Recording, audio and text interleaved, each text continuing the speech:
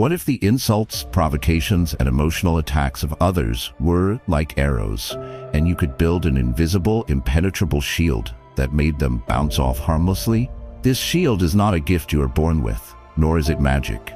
It is a fortress of the mind, forged in the fires of Stoic discipline, and today you will learn how to build it.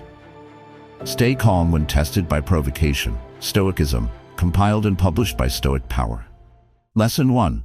Sparks that ignite the storm. Imagine a vast, dry forest floor in the peak of summer. It is covered in years of accumulated dead leaves, dry pine needles, and brittle twigs. This dry material is the kindling. Now imagine a single, tiny spark, perhaps from a distant lightning strike, landing in the heart of this forest. In a wet, green forest, this spark would die in an instant. But here, in the dry forest, that one tiny spark ignites a raging, uncontrollable wildfire, a storm of fire that consumes everything in its path. The inner conflict for each of us is understanding that our own mind is like that forest floor. The kindling is our collection of insecurities, our ego's attachment to our reputation, our hidden fears, and our unexamined beliefs. The spark is the external provocation, a rude comment, a sarcastic remark, a perceived slight. The painful problem is that we often blame the spark for the wildfire. We get triggered and explode in a storm of anger or crumble in a heap of shame from a seemingly small comment, and then we tell ourselves, that person made me angry. We fail to see that the spark itself had no power. Its power was entirely dependent on the vast amount of dry, flammable kindling we have allowed to accumulate in our own minds. We remain powerless to control our reactions because we are focused on trying to control all the sparks in the world, an impossible task. Instead of doing the crucial inner work of clearing out our own combustible material, the transformative solution is to stop blaming the sparks and to become the wise and vigilant fire warden of your own mind. This means embarking on the courageous journey of self-reflection to identify, understand, and systematically clear out the dry kindling of your own ego and insecurities, thereby making your mind a place where provocations can land without ever finding the fuel to ignite a storm. The core Stoic idea is that the provocation itself has no inherent power to disturb you. Its power comes entirely from the meaning you assign to it, and that meaning is determined by your internal state, your beliefs, your values, your attachments. As the Stoic philosopher Epictetus taught, it is not things that disturb us, but our judgments about things. The insult is not disturbing. It is your judgment that the insult is a true and terrible attack on your worth that is disturbing. The benefit of this inside-out approach is that you reclaim your power. You stop being a helpless victim of other people's words and become the calm master of your own inner environment.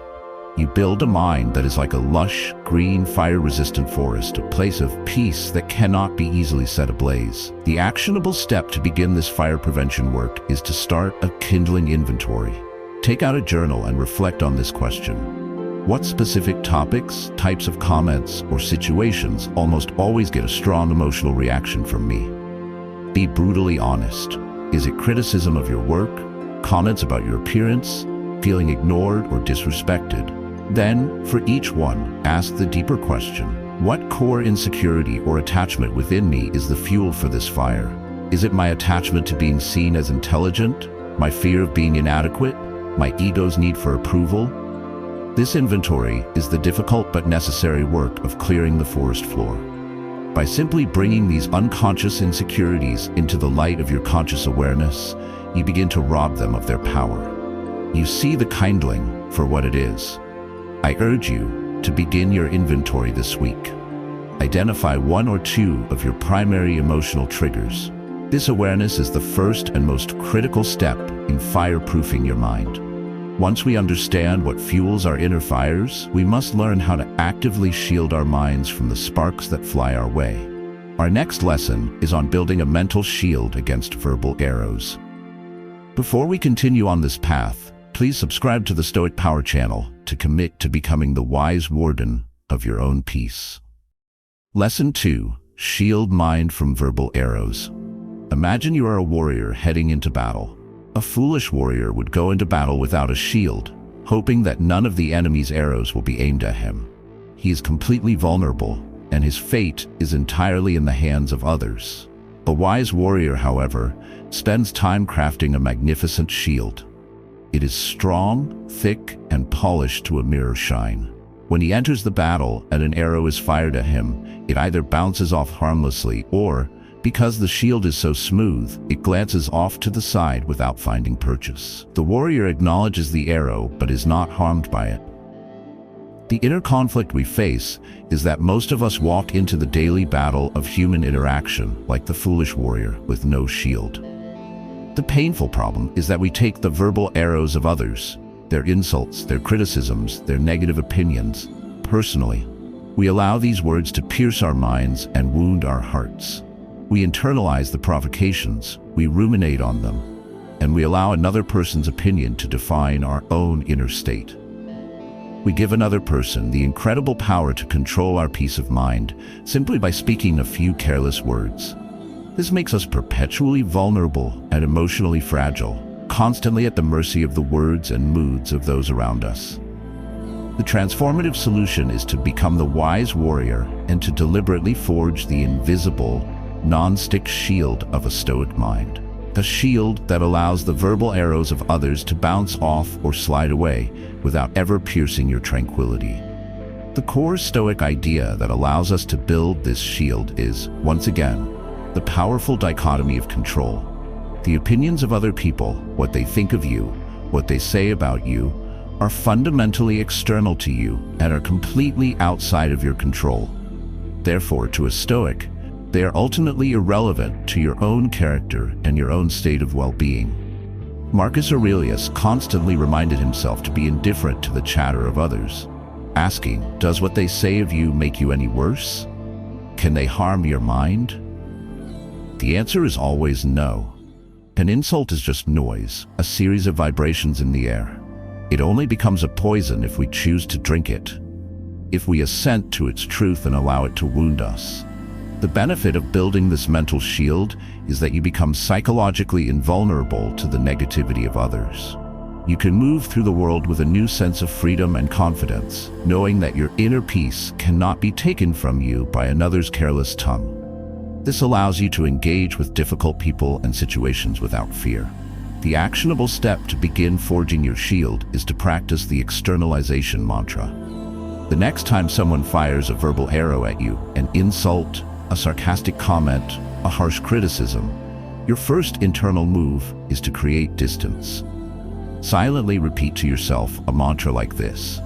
That is their opinion. It was generated in their mind from their own experiences and their own pain. It belongs to them, not to me. It is a reflection of their character, not a verdict on mine. Another powerful phrase from Epictetus is to think, this is the price I pay for my own inner tranquility. The price is letting the other person be wrong without needing to correct them. This mantra is the act of polishing your shield. It prevents the arrow from sticking. You are not arguing with the insult or denying it. You are simply refusing to internalize it. You are letting it belong to the person who fired it. I challenge you to try this technique with the very next negative comment you receive, no matter how small. Let their words be theirs, and let your peace be yours. This shield protects our mind, but what about our body? How do we keep our blood calm when provocation makes it want to boil? Our next lesson is on calming our physiology in heated moments. If you're ready to build your shield, please like this video. Lesson 3. Calm blood in heated moments. Imagine a deep, cool wellspring, hidden in a mountain cave. The water is pure, cold, and still. This wellspring represents your innate capacity for physiological calm. Now imagine a blacksmith's forge, where a piece of iron is heated until it glows with a fiery orange heat. This is your body in a state of anger or panic. Your heart pounding, your face flushing, your blood feeling like it's boiling. The inner conflict is that when we are provoked, the forge inside us ignites, and we forget all about the cool, calming water of the wellspring that is always available to us. The painful problem is that our emotional response to a provocation is not just a mental event, it is a powerful physiological one. The amygdala, our brain's ancient threat detector, triggers a massive release of adrenaline and cortisol. Our heart rate soars, our breathing becomes shallow and rapid, and our blood pressure spikes. In this fight-or-flight state, our rational brain, the prefrontal cortex, effectively goes offline. It becomes physically impossible to think clearly, to access our higher values, or to make wise decisions. We are in the grip of a primal, physiological storm. We are the red-hot iron, incapable of anything but radiating destructive heat.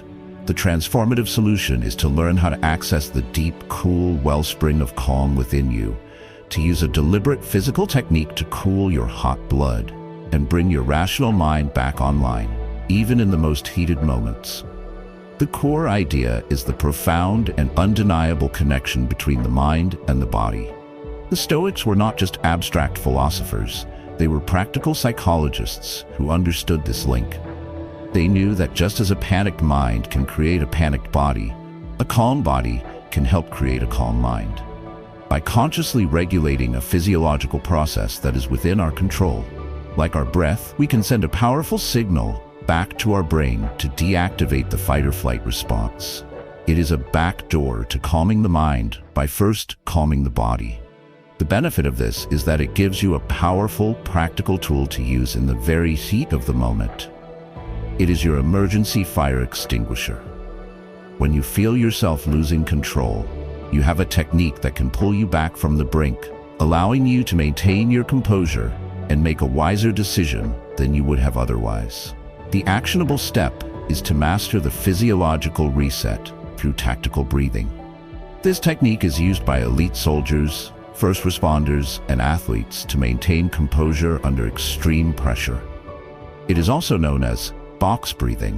When you feel the physical sensations of anger or panic beginning to build, you will immediately shift your focus to your breath and perform this sequence. 1. Inhale slowly through your nose for a count of 4. 2. Hold your breath for a count of 4. 3. Exhale slowly through your mouth for a count of 4. 4. Hold the exhale for a count of 4. Repeat this cycle 3 to 5 times. This breathing pattern directly stimulates the vagus nerve, which activates the parasympathetic nervous system, your body's rest and digest system. It is a manual override switch for the panic button. I urge you to practice box breathing once a day when you are already calm. Lie on your back and practice so the technique becomes second nature. Then the next time you feel your blood begin to boil in a heated moment, you will have this cool wellspring to draw from. You will have a tool to douse the fire. Calming our body is one step. But what about our tongue? Our next lesson is on the immense power of a silent tongue and an iron heart. Please comment below and share if you have ever used a breathing technique to calm yourself down in a difficult situation. Lesson 4. Silent tongue, iron heart. Imagine a wise and powerful king sitting on his throne. A fool from the court, seeking attention, begins to shout taunts and insults at the king. The king's guards tense, ready to remove the fool. The members of the court look to the king, expecting an angry outburst, a witty retort, or a harsh punishment. The king, however, does nothing. He does not flinch. He simply sits there, with a calm, steady gaze, his expression unchanging, as if he is listening to the buzzing of a fly. He offers the fool's provocations no energy, no reaction, no acknowledgement of their power. After a few moments of this unwavering silence, the fool, having received none of the reaction he craved, feels utterly defeated. He slinks away, his own words having been rendered completely powerless by the king's silent strength. The inner conflict we face when provoked is our desperate, ego-driven need to respond. We believe that silence is a sign of weakness, that it is a concession, and that we must defend our honor by having the last word. The painful problem is that this desperate need to retaliate, to correct the other person's wrongness, or to win the argument, is the very thing that gives the provocateur power over us. They have thrown out a piece of bait, and by lunging at it with an angry or defensive response, we have allowed them to set the hook. Our emotional reaction is the prize they are seeking. Can we hand it to them freely? This need to have the last word makes us predictable and easy to control. It demonstrates not strength, but a deep insecurity, a sign that our self-worth is so fragile that it can be threatened by the mere words of another person. The transformative solution is to embrace the profound and often misunderstood power of strategic silence. It is to cultivate an iron heart, a core so strong and self-assured that it is unmoved by taunts, and to practice the discipline of a silent tongue, refusing to give the provocation the satisfaction of a reaction. The core Stoic idea is that silence in the face of provocation is not weakness or passivity. It is an active and powerful statement. It is a demonstration of immense self-control. It communicates far more powerfully than any angry retort could. Your words have no power over me. Your provocation is not worthy of my energy or my response. I will not lower myself to the level of this game. This is the ultimate expression of inner strength and self-possession. The benefit is that you retain your dignity and your peace of mind. You refuse to let someone else dictate your emotional state. You instantly win the battle by calmly refusing to fight. The provocateur is left standing alone with their own toxicity, their arrows having bounced harmlessly off your shield of silence. The actionable step is to practice noble silence. The next time you are faced with a deliberate, unfair, or foolish provocation, make the conscious and courageous choice to respond with nothing. Do not argue, do not defend, do not explain. Simply hold your ground. Maintain calm, steady eye contact if appropriate. Keep your posture relaxed and confident, and remain silent. Let their words hang in the air and evaporate on their own. Resist the powerful, ego-driven urge to correct them or to defend yourself. This will be incredibly difficult at first. Your ego will scream for you to fight back. But by choosing silence, you are choosing a higher, more powerful path. You are choosing the path of the wise king, not the court jester. I challenge you to try this just once this week. When someone offers you bait, refuse to take it. Let silence be your iron shield. But what if there is some value to be found in the insult itself? Can we take the enemy's arrows and reforge them into our own steel? Our next lesson explores this advanced Stoic art.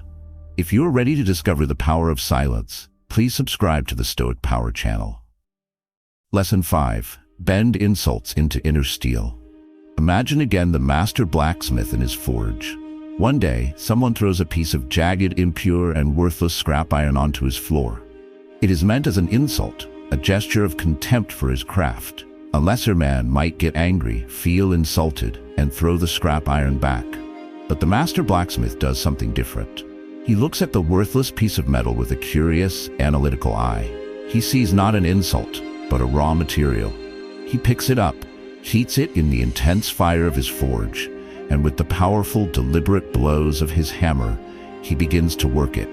He burns away the impurities, he strengthens its structure, and he transforms the other person's insult into a strong, useful, and even beautiful piece of steel. The inner conflict we face is that when someone throws a verbal insult or a provocation at us, our only instinct is to see it as an attack that weakens, wounds, or diminishes us. The painful problem with this perspective is that it makes us entirely defensive. We are so busy trying to deflect the insult or feeling hurt by it that we fail to see the hidden opportunity it might contain. We become so focused on the malicious intent of the person who threw the scrap iron that we completely miss the potential value of the iron itself. This keeps us in a state of perpetual reactivity, always on guard, always feeling wounded, and never growing from the experience. We are left with the pain of the insult, but none of the potential wisdom. The transformative solution is to adopt the mindset of the master blacksmith.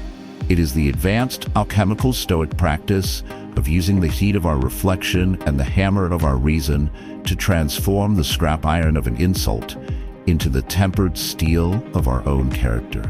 The core idea is that every event in life, even a malicious provocation, is raw material for the practice of virtue. The Stoic warrior asks not, how can I deflect this, but how can I use this? Even in the most hateful insult, there may be a tiny, distorted kernel of truth that, if we are courageous enough to look for it, can be used for our own self-improvement. As Marcus Aurelius might say, the fire of our mind can turn any obstacle into fuel. The benefit of this is that it makes you truly invincible. If you can find a way to benefit even from the attacks of your enemies, then nothing can truly harm you. You turn every situation, even negative ones, into a net positive for your own growth. This is the ultimate expression of personal power and anti-fragility. The actionable step to practice this is the kernel of truth analysis. This must be done after the initial emotional heat of the provocation has passed and your mind is calm. Take out your journal and write down the insult or provocation. Then perform this two-step analysis. Step 1. Disregard the hateful delivery and the malicious intent of the speaker. See them as an unreliable messenger. Step 2. Ask with pure objective curiosity. Is there a 1% kernel of truth in this criticism that I could use to improve myself? If someone I respected had delivered this same message, would there be anything of value in it?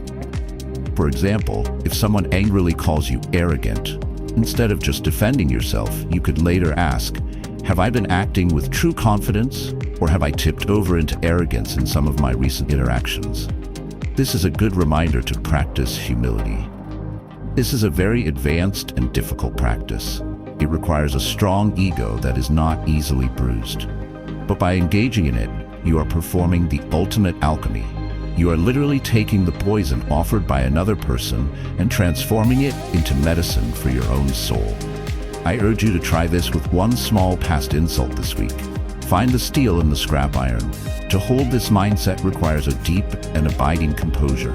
How do we hold the line when a provocation is not a single arrow, but a sustained barrage?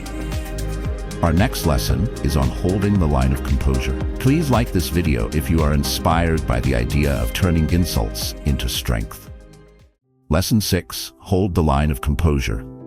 Imagine a disciplined line of Roman soldiers, their shields interlocked, standing firm against a chaotic, howling charge from a barbarian horde. The soldiers' strength comes not from any individual's brute force, but from their formation, their discipline, and their unwavering commitment to holding the line together. The horde crashes against their shields once, twice, a dozen times. The soldiers feel the impact, they feel the pressure, but they do not break. They trust their training, they trust each other, and they hold their ground with a calm, resolute strength. The inner conflict for us is that while we might be able to deflect a single provocation, a sustained emotional assault can wear us down. The painful problem is that some provocations are not a single arrow. They are a sustained barrage. A person might continue to insult, to needle, to push our buttons, relentlessly testing our defenses. We might successfully deflect the first arrow of insult, and the second and the third. But by the 10th, our shield arm grows tired. Our composure begins to crack. Our resolve weakens. Eventually, worn down by the sustained pressure, we break. We finally explode in anger or collapse in frustration, giving the provocateur the very reaction they were patiently waiting for. We held the line for a time, but we failed the test of endurance. The transformative solution is to train ourselves to be like the disciplined Roman soldier, to see composure not as a momentary act, but as a virtue of endurance.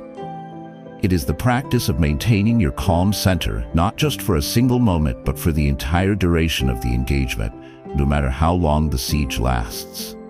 The core Stoic idea is that composure is a form of courage, stretched out over time. It is the application of discipline and reason, breath by breath, moment by moment.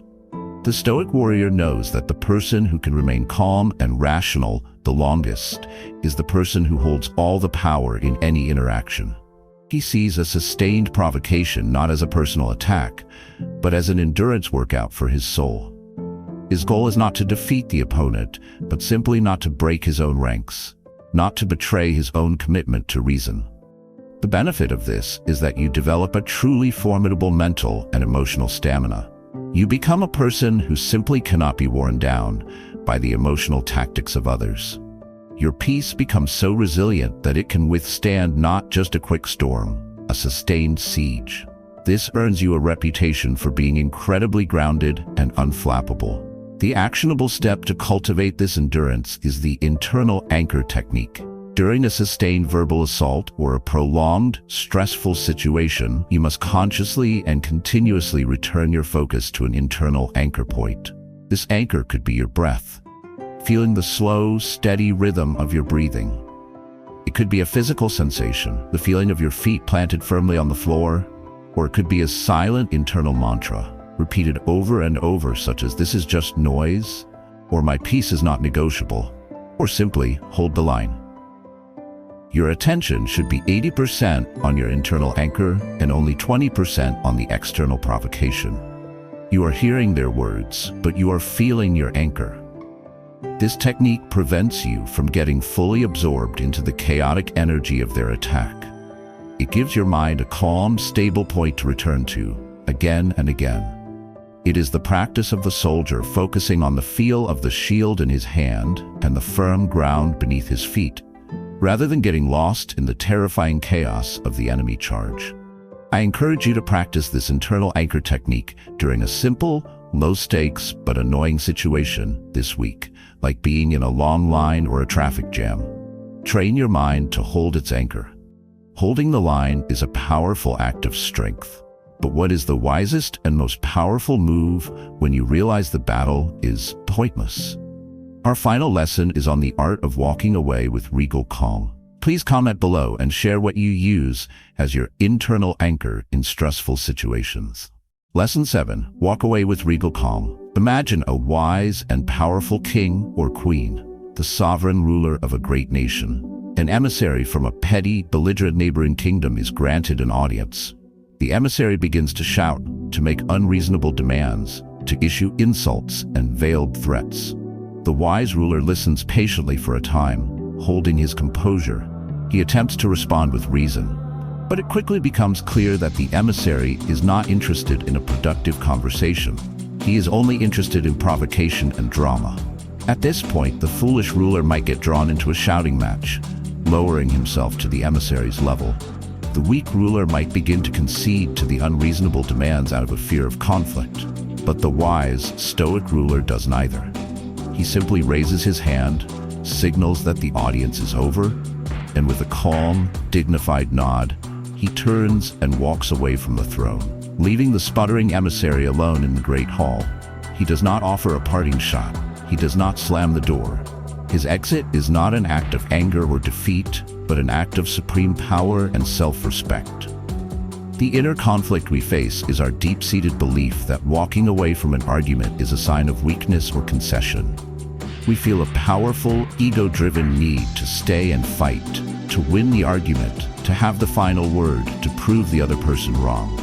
The painful problem is that this belief keeps us trapped in toxic, unproductive, and draining interactions far longer than is healthy or necessary. We stay engaged in arguments on social media with strangers. We allow a family gathering to be ruined by a circular argument with a difficult relative. We remain locked in a pointless power struggle with a colleague. By refusing to disengage, we are implicitly stating that winning this pointless argument is more valuable than our own time, our own energy, and our own inner peace.